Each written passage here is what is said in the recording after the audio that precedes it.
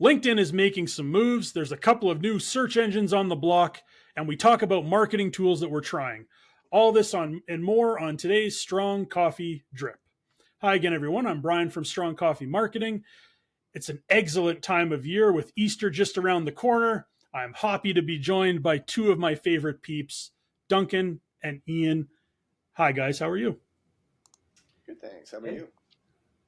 I'm great. Did anybody notice that I used 3 Easter-related puns in the introduction? We sure did. Yeah. No. Are you? Oh, okay. I can start again. No? As long Okay. as there's about 3 more throughout the rest of the podcast, I'll be happy. I went really front-end heavy on my puns. I don't have any later on, so you missed it. You'll have to watch the replay, Duncan. Okay. Before we get going, speaking of Easter, let's talk Easter candy. Do a bit of a roundtable here. What are you hoping that the Easter Bunny brings you? Ian, what's a go-to candy of choice for you when it comes to Easter? Oh, during the Easter time, you can't go wrong with a Cadbury's cream egg, I think. And that's just a classic. Yeah, they are. You know, I've been known when I go to the grocery store and they're sitting on the counter there, I'm like, oh, I might as well get one. Like, you know, pop that in your mouth as you're walking to the car. No one even knows you got it. Yeah. Duncan, what about you? Easter candy. To be honest, I find that most of the chocolate, which is a whole other discussion, because apparently the Easter's been a real challenge this year for the chocolatiers out there. But the Cadbury mini eggs is probably my favorite. So we're both on the Cadbury train. But I'm more a fan of like real dark chocolate. Real dark chocolate, eh? Interesting. How about the really cheap, just foil eggs that kind of taste like wax? Love them.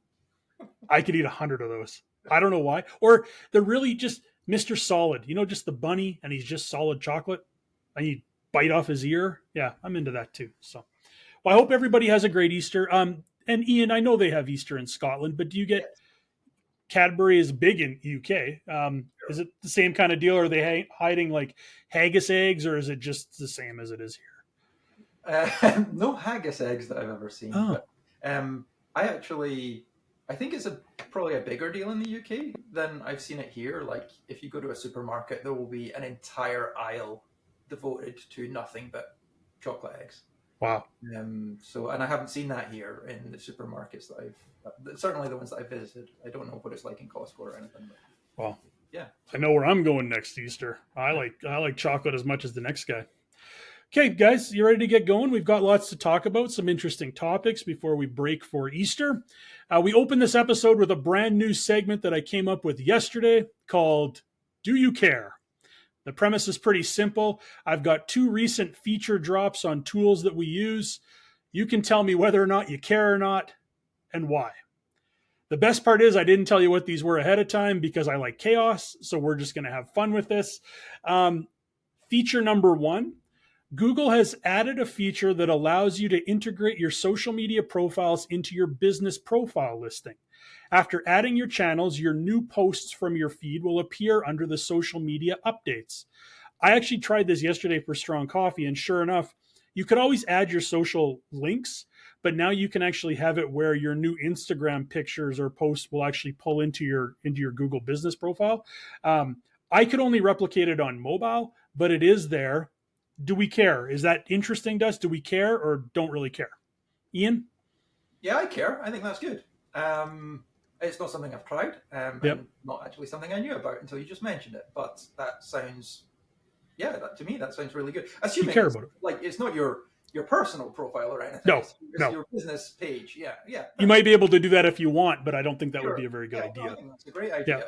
Yeah. A lot of people perhaps don't really have the time to update their Google My Business regularly or something like that, or they want a way to keep it fresh. And I think that if it happens automatically because you're posting something on your Facebook or Instagram feed anyway, then why not? That's great. Okay, 1 for the care train. Duncan, you jumping on the care train or the do not care train? I find it just funny that this is like officially Google's capitulated.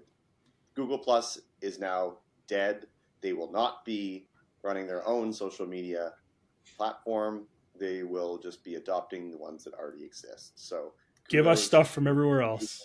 Finally die in the social media realm. Anyway, do I care? Okay. No. Oh, as a strong supporter of business listings, I thought for sure Duncan was going to be a care, and then you pull that out. Uh, I, like businesses have to be better on social media. I mean, it's still the age-old game. I don't necessarily think that the posts that are on your business profile necessarily are the perfect fit for social media. I don't know. I haven't actually seen it live, so, but I kind of suspect I know how it's working. I suspect this is partly having to do with Google has its own posting feature where you used to be able to post like updates and things. So now this is just pulling your social posts into it as well. So it's basically like you're having a blog and a social wall on your Google profile now. Yeah, Kind so of it what was it is. largely unused. So I guess this is their foray to get a bit more content on their platforms. Yeah. I don't know. We'll see. I think time will tell on that one. I think Duncan came from a do not care to a middle ground while he was talking there. I think he was like, oh, wait, no, maybe. But too late. You said don't care. So Okay. Google will see this and will adjust accordingly. Feature number 2, we talked about this a few weeks ago, and it finally happened. Facebook has brought back the poke. You'll now see the poke button beside your friends in the search results on the app. I haven't been able to see it on desktop, but on the app, if you search somebody's name and they come up in search results and you're a friend with them, beside their name will be the poke button. Duncan, do you care that Facebook has brought back the poke button? I think for nostalgia's sake, yes, because that we've joked about it for years. But now that it's here, I'm a little conflicted. So you were kind of like, I hope it comes back just for old time's sake. Then it shows up, and you're like, don't know.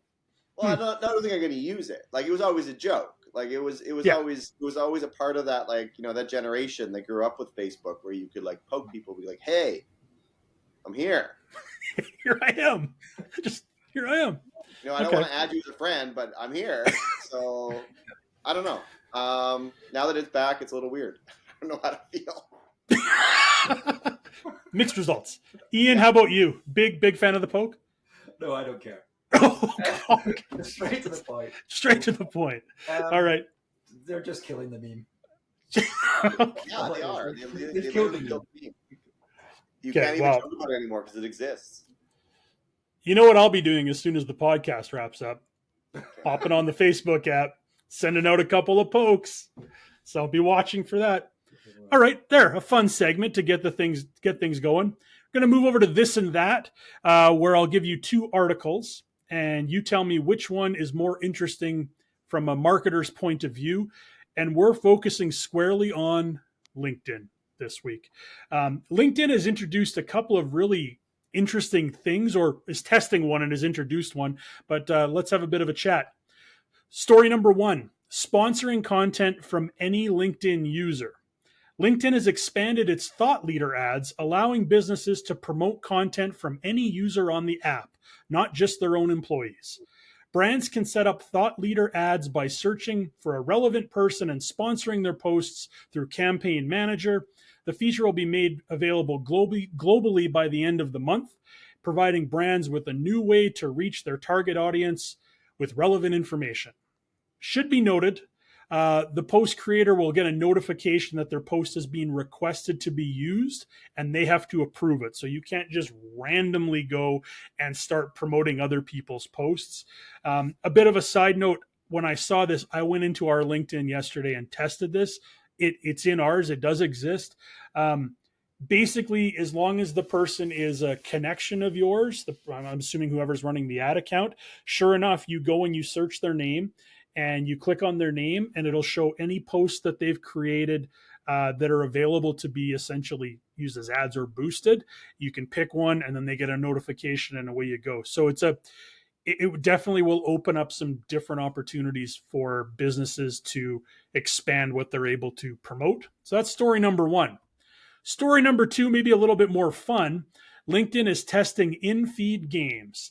LinkedIn is developing a new in-app gaming feature that will allow users to participate in puzzle games and have their scores contribute to the company's performance for competitive rankings. The platform is working on 3 games called Queens, Cross Climb, and Interference, which aim to deepen relationships and spark conversations among users. While the move may seem a little bit random, it's seen as a strategy to boost engagement on the platform. Guys, out of those 2 stories, which is more interesting to you? LinkedIn giving people the ability to boost the posts of others, or they're doing some testing around adding gamification to the feed? Duncan, we'll start with you. Just I think it's interesting about the LinkedIn allowing people to put posts, but I'm going to have to go with the gamifying. I just want to talk about both here quickly. Facebook used to allow you to do that. You could like boost other pages' content, and then they pulled that. I think because it was kind of used in a way to like it could be used politically in a way too to kind of get out the wrong messages, and depending on how clear they are with who's paying for the content to be boosted, it became interesting. I think this also happened on Twitter as well, but this is where things like where if certain people, maybe in politics, say something, anyone can boost it. So if they misspeak or they say something that's insensitive, there was the potential to be boosted. So I'm curious how LinkedIn's going to do this, and also how do they vet it, control it, so that it's not kind of used maliciously in any way. I do find it interesting. It's actually a question that clients have asked in the past because they wanted to promote thought leaders' posts. So I find somebody else's post. Find it interesting that it's coming now. But anyways, the gamification to me is more interesting because it's like I understand why they're doing it. They're probably doing it A, more ad revenue, B, more retention on the website so that they can get more money shareholder wise. That makes sense to me. But how they're going to make it related to the platform, the office environment, the work environment is what I think is the most interesting part, and how it connects to the company that you work for. That could be good and bad. Like, depending on how people are playing games, it could have a negative impact. So I'm curious how it's going to fit in. I'm curious about adoption. So I think for me, the gamification on LinkedIn is the most interesting one. And to your point, Duncan, about how LinkedIn's going to control these ads, from what I've seen, it's basically there's only certain posts you can boost based on it has to line up with the kind of ad you want to create. But I think the vetting is really going to come down to the person that created the post and whether or not they allow this person to boost the post. So I guess, yeah, if somebody said something bad on LinkedIn or Instagram, what's where that? you start getting, influencers who want to be paid for their content. Like, is that what's going to end up happening with this, or is it something else? Like, generally, platforms should reward people who have good content because it's making the platform better. But this sounds like LinkedIn's taking all the money and just leveraging its people. So I'm curious how this will play out. I'm curious how the thought leaders will leverage it, even if they can't. Yeah, like why couldn't a thought leader come to the business and say, I'll write you a glowing review on my LinkedIn profile, and in exchange, you slide me something outside of LinkedIn, and that'll give you the ability to boost it. Then there's all sorts of transparency issues, like you mentioned, too. It could open, it's an interesting tool, but it could open up a big can of worms. Sure can. Ian, what are you going with, the gamification or the thought leaders? Yeah, post? I kind of basically agree with everything Duncan just said. I kind of feel like both are very interesting. From a marketing standpoint, I think the boosting of posts is the more interesting one. But like we were just discussing a moment ago, my first thought, but an initial thought was, does it start to make you question the validity of the post if it's starting to be used as an ad? Whereas if something is just a post that someone made of their own volition, then you trust that person. It's almost like it's like Amazon's user reviews. People trust people that are like them, but then all of a sudden, does it get to a point where you're like, is that actually legit? As you with a lot of Amazon reviews. So that's kind of an interesting thing, and as we just said, it'll be interesting to see how that pans out. And the LinkedIn, the gamification, that's interesting. We've spoken before on this podcast about LinkedIn how do they get people coming back every day? A lot of other social profiles, people are logging in every single day and perhaps not doing so with LinkedIn. And is the introduction of games a way to try and get people to do that?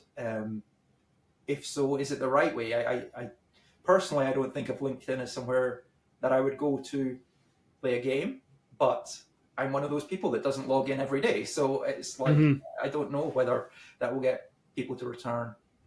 Again, it's something that we're just going to have to watch, and it'll be very interesting to see how it all develops, I think. Guys, I can't wait until the very first time I can play a game of cross climb with you on LinkedIn, and our results will be shared with the world.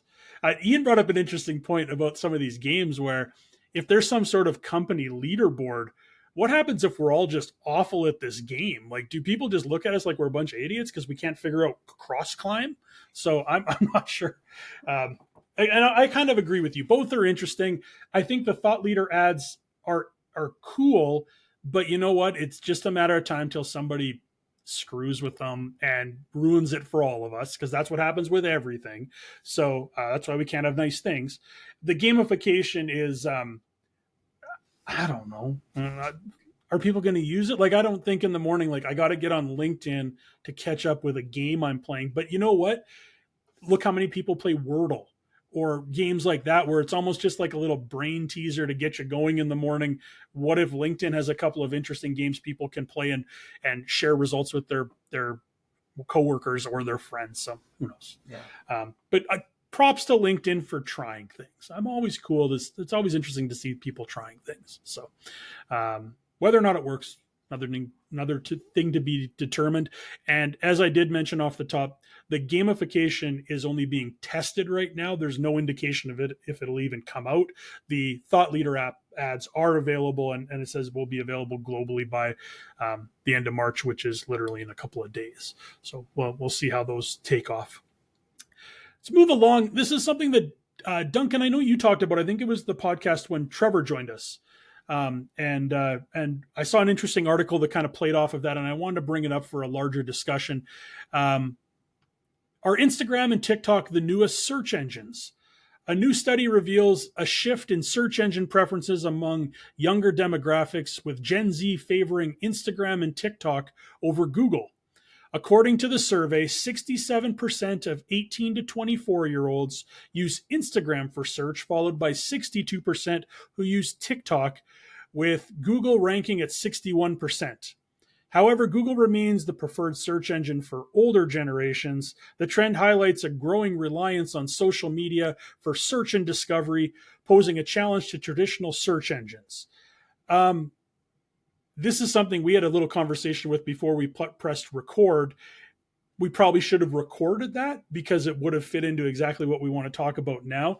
I know Duncan, well, both of you, Duncan, you have some opinions on this. What are your thoughts around the idea of Instagram and TikTok kind of becoming these search engines for younger demographic? I know in a previous podcast you mentioned it for travel research. You're not looking on Google for travel research. You're going to TikTok to see what restaurants people are going to, etc. What are your thoughts on this article? Well, first and foremost, Instagram as a search engine to me, that's the first time I've ever heard it. Yeah. I haven't really heard of Instagram being used in that way. I mean, people generally search for other users on Instagram. I've never really typed in, like what to do in Italy on Instagram. But I have been doing it on TikTok because TikTok has a pretty good repertoire of content and videos of people that have gone recently to the places that I might be going on an upcoming trip. I think like Google's really good at providing relevance to your query. So if you ask for the top sites in Italy, it's going to list them off, or Rome, or pick a city. But it's going to be like Travel Advisor, the top reviewed places to go to. Whereas if you want to go like find those holes in the wall or those really unique experiences, finding those on Google is near impossible because again, it's the relevance engine. It's just looking for what is the best XYZ in this city. TikTok does a much better job of giving you the in the now, like what's happening there now, and what are places that you should go and check out.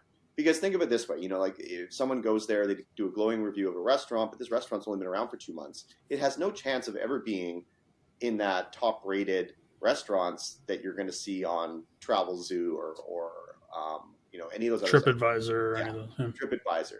Like it's never going to be there. So you're only going to end up going to the places that everyone else has already gone to and raved about. So I find that does a much better job of giving you those unique places to go to.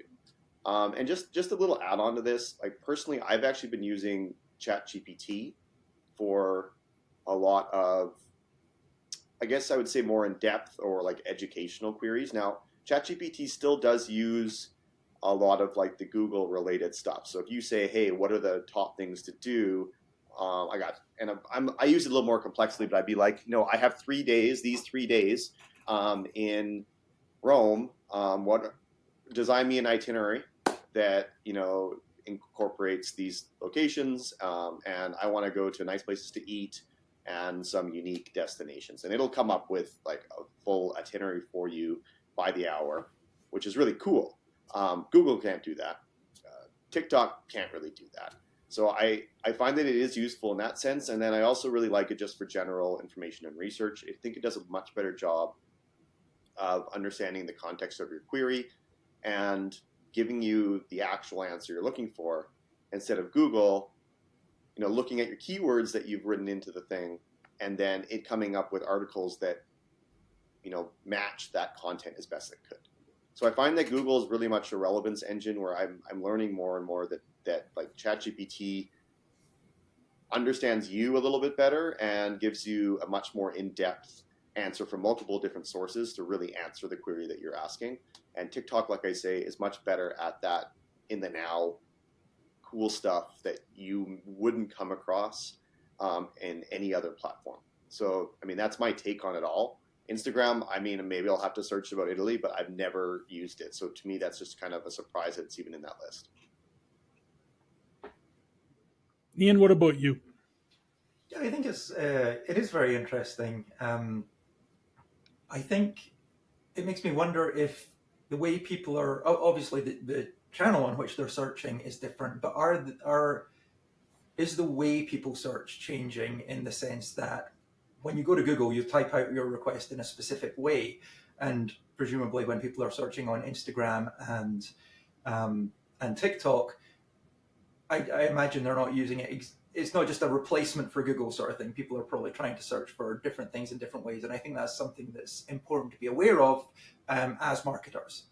I also think it's very interesting if you're, for example, a business owner who's trying to target younger people in the Gen Z generation, then obviously, again, something to be very aware of, something to seriously consider when you are planning all your marketing strategies and how you're going to reach your target audience. I haven't personally used either TikTok or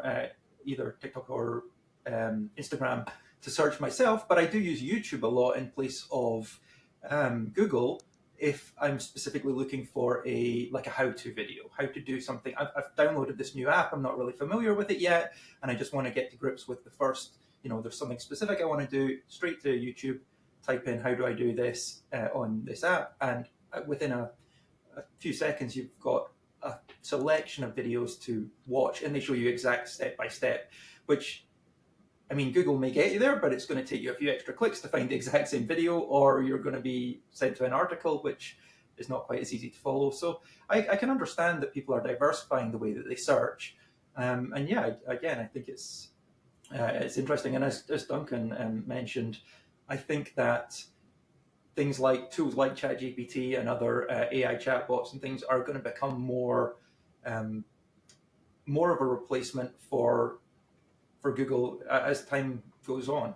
But I don't think we should turn our back on the traditional ways, because as you mentioned, older generations still tend to, it's habit, isn't it? We've all done it since, for the last 20 odd years. So that's just your first stop in a lot of cases. I think the diversification of search, like you mentioned, is a good way of putting it. It used to be if you needed to find something, the one-stop shop was basically Google. Yeah. But now there's all these other options for people to gain information from various sources, etc. Few things I'll say about this. I know there's been all sorts of TikTok news in the news about the potential ban, etc. Imagine if there was ever a merger of Google and TikTok. Imagine what you could do from a search engine, from a idea engine standpoint, where you've got all this real-time algorithm driven content on TikTok combined with the traditional search of Google. That would open up some amazing opportunity, and YouTube then as well, right? That I also don't think opened that's up going a to lot happen. of lawsuits about monopolies. 100. Yeah. Oh yeah, tons. Yeah, tons. But I mean, that's just something to think about. The way I'm looking at this as well is from a business perspective or a marketing perspective. And Ian, you touched on this.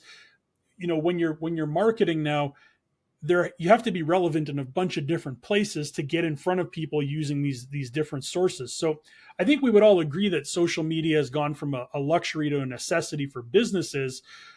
But I really think this idea could change how businesses view organic social. And you think in the past with organic social, where the big bump you got from organic social was generally, let's call it 12 to 24 hours after something was posted. It rose up, people saw it, and then it fell by the wayside. But if we start thinking about how search is playing a role in some of these social channels now, that piece of content now is more relevant for a longer period of time because it'll start showing up in search as well.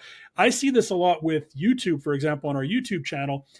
We get lots and lots of views from content that wasn't, hasn't been or has been around a long time. So it's not just the initial bump that people see it when it comes out and it's new. It's all the other stuff it picks up along the way, the shrapnel, I call it, along the way as it continues on its lifespan. That's why blogging for so many years was so good. You didn't see an initial bump, but you were laying the foundation for search moving forward. So I really think as businesses and marketers, we need to look at, maybe our content out on social, maybe it's less important that we see immediate results, but more important that we're putting more content into places where it can be found on social and where you really see the result isn't for days or weeks or months as it sits on TikTok or Instagram. And I know everybody wants to be viral on social, but maybe we need to start thinking about social as search and getting content there to be found longer tail. Well, I mean, just like I was kind of alluding to with Italy, we work with a lot of tourism clients, and having a piece of content on there that literally is how people search, they'd be like, what to do in this city or this location. If you have content that covers that and you have a video up there on TikTok that is well made, it will get views over time. Yep. Just reality of the fact that people search for those queries, and if you have a decent video, it will rank. So it is sort of changing the game. Like people used to do this on YouTube as well, and it works. People used to write content for Google, right? You'd have a blog post about the things to do. TikTok, you have to have a video. ChatGPT, you'd be lucky to get on it, but it's still going to compile the stuff from a lot of different sources. So with TikTok, tourism makes a perfect little connection for as long as TikTok is around. I think it's a thing that most tourism companies should be looking for those really simple searches that they use to focus their attention for Google and blog posts. Yeah. A fun little thing to try. Next time you search on Instagram or TikTok and you come across a video, or in case of Instagram, maybe photos, look at the date that it was posted. I've noticed this a lot on TikTok, where you're watching something that comes through the For You feed or something you search for, and if you actually look at the date that it was posted, it was from like months ago. So for some reason, that algorithm is determining you need to see this now based on what you're looking for or what you viewed in the past. So it isn't necessarily the stuff that came out 10 minutes ago that you're necessarily seeing. It's what's most relevant. And that's something really important that any business needs to think about from a social standpoint, where it comes back to, like it always has, good content. You'll always find a home for good content, and good content over time will produce results, because it's relevant to what people are looking for, what they need. Good discussion, guys. I think that discussion was better than the preview discussion that we did before we turned the record on. Duncan had a long-winded story in the preview that he said, I'm not going to include this in the podcast because it could go on and on. So, yeah. So, good job, guys. I've got some news. Hector from Tucson's on vacation this week. I think he's gone somewhere for Easter, maybe to Yuma or Phoenix or Mesa. I'm not sure where he is. Duncan, you'll be in Phoenix pretty soon. Are you going to have a look for him too when you're down there? I'll be in Scottsdale playing some golf, but Okay, so keep an eye out. yeah, maybe. I know it's hours apart from Tucson, but keep an eye out. Okay, we'll do. Okay. So because he's on vacation, there's no mailbag question. Instead, we're going to talk tools. We're living in a crazy time right now when it comes to AI and online tools and new technologies. It is bonkers. Like you wake up in the morning and look on your phone and there's 10 new tools that were introduced overnight. And it's like, oh, here we go again. It seems like every day there's hundreds of new tools popping up, all designed to make things easier, faster, and better. Let's go around the table and let's talk tools. I want from you a tool that you've seen or you use regularly or you've tried from like a marketing tool, a content tool, whatever. What's one tool that you'd like to potentially add to your toolbox if it isn't added already? Ian, you're a tool guy. You like a good online tool. What's a tool you're either you're using right now or you've seen or you want to try? What are you looking at? Well, one that I actually don't use a lot, but I think that I'm going to try and start using a lot more is Canva. Now, obviously, Canva's been out for quite a while now. A lot of people know about it. And over the years that it's been out, I think that it has developed into a very strong tool. And perhaps when it initially came out, it was quite simple. And if people aren't using it regularly or don't have an account, perhaps they still think that that's where it stands, that it's still quite a simple tool and it's not going to meet their needs. But over the years, they have added a lot of new features. And the reason I wanted to mention it today is just a few days ago, Canva acquired Affinity. And people may not be familiar with Affinity, but they provide a suite of tools which is similar to those that Adobe make. So they have Affinity Photo, which is like a Photoshop rival, and they have one that's similar to InDesign, one that's similar to Illustrator. So now that Canva owns those, or has acquired Affinity, I should say, I think that a lot more fully featured sort of tools are going to drip down into the main Canva app over time. And I think it will still still be very simple to use, but I think it's going to be able to do more and more over time. So my recommendation is Canva, purely because if you're not already using it, now is a great time to start. I think that if you start, you'll start to get to grips with it, and you'll see a lot of things drip feed down in the not too distant future, I assume. And you're right, Ian. If somebody hasn't logged into Canva recently, it used to be like, oh, we use this app as a small business because we can't afford a graphic designer. Go look at it now. It is a legit tool with a lot of really cool features. And to your point about this acquisition, as long as they keep it easy to use, which has always been their MO, imagine the kind of things that they'll be able to do with this acquisition. So no, that's a great tool and definitely worth your time to have a look at if you haven't looked at it or haven't looked at it in a while anyways. Duncan, what about you? The coolest one that I've seen out there for myself is called Make. It's an automation software. So if you remember, like, I don't know, it's been around for probably 10 years, but ifttt.com, so if this then that.com, it was a relatively simple tool. It kind of got replaced, or maybe it doesn't get replaced, or the upgraded version of it was Zapier, where it was an ability, it was a tool that allowed you to kind of integrate different platforms together to get things done. So if you had a form fill out from a Facebook ad, there was no real way to like get sent an email when that happened. So you could use something like Zapier to integrate this. Make does this kind of on steroids, and it has a lot of integrations with a lot of these new AI tools.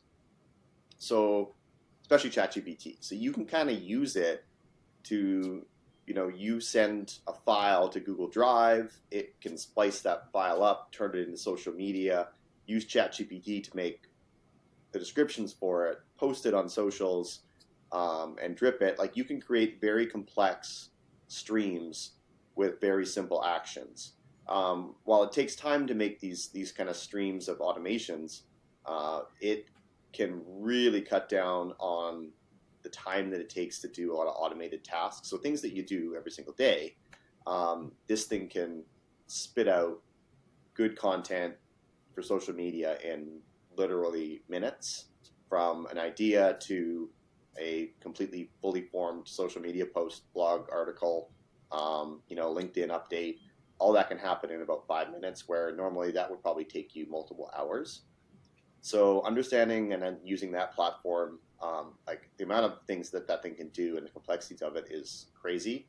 So for businesses that are looking to maybe simplify operations, that might be a tool to look at. It's also just interesting in general. Like this could be one of those many tools that is going to be potentially replacing jobs, because it can be built so easily once you get a handle on it. But anyway, that one for me has a lot of potential. It is literally like the next generation of that Zapier-like product on steroids. And I've only dabbled with what it can do and been pretty impressed. And there's a lot more connections and what's the word I'm looking for? Different opportunities websites that can kind of connect to it. That it's going to be pretty important for that automation realm. AI is kind of that cool shiny object over here that everybody's going for. But to your point, Duncan, workflows should be something that people should be focused on, because you can save yourself a ton of time with tools like Make. I do want to give a quick moment of silence when you were talking about workflow tools. My favorite workflow tool became irrelevant, and it was shut down in August of 2015. The OG of workflow tools, Yahoo Pipes. Let's take a moment and think of Yahoo Pipes. Thank you. Thank you, Yahoo Pipes. For 8 years, you allowed us to connect things together and get confused and figure out why things weren't running properly. But I loved Yahoo Pipes. Great, great app. Not the one I'm going to talk about, though, because you can't find Yahoo Pipes anymore. The tool that has got me interested and kind of amazed is OpenAI's Sora. Sora is not available to the public yet, although I did see that they released it to a small group of creators, kind of filmmakers, to see what they could do with it. It's OpenAI's text to video tool, and the results that I've seen so far, OpenAI has been sharing stuff that they're creating using Sora. Ridiculous, like video quality. Make a video of somebody walking down a street in Tokyo, and then it spits this thing out, and it's like, it looks like somebody made a video of somebody walking down a street in Tokyo. I saw one the other day they did of a waterfall, but instead of water, make it paint, and it looks like there's multicolors paint coming over a waterfall. And it's very hard to kind of determine whether or not it's AI based. I think there's going to be gigantic opportunities with something like Sora whenever it does come to public. I think there's a lot of things that we need to consider before something like this comes out too, because of the ramifications of all of a sudden you can make fake videos about anything. I feel bad, for example, for Bigfoot and the Loch Ness Monster, who we've only been able to see them with grainy footage. Now everybody with Sora is going to be able to be like, oh, I saw Bigfoot walking down the street. He went into Walmart the other day. We're going to forget about the lore of Bigfoot and, in Ian, in your world, the Loch Ness Monster. My world. So I'm concerned about that. But that's it. About how, I'm based in Vancouver here, but there's a lot of talk that in the next probably 3 to 5 years, things like Sora could take over the movie industry. Oh, yeah. You're already seeing like AI models being used for clothing. So the lot of jobs may just be going away, like, because you can make realistic looking people now, even with Midjourney's ability. But there's apps that make like real life photos that look like real people. But they're using those models for campaign shoots, because you don't need to use real people necessarily anymore.